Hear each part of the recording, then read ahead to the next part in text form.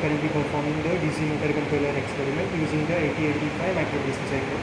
So as you can see here, all the experimental setup has been done. This is the DC motor controller part. So the DC motor is connected like this.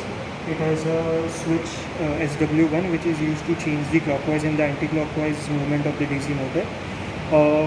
Power cable is used for powering up the DC motor controller card, and 50 pin FRC cable is also used.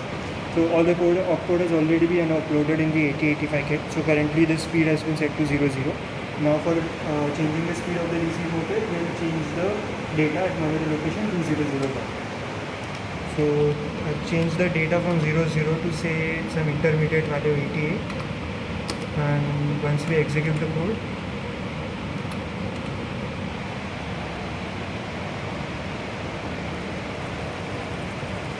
we can see that the DC motor starts moving with the speed 88. Now if I increase the speed to say FF, we can see that the motor starts moving with an even higher speed.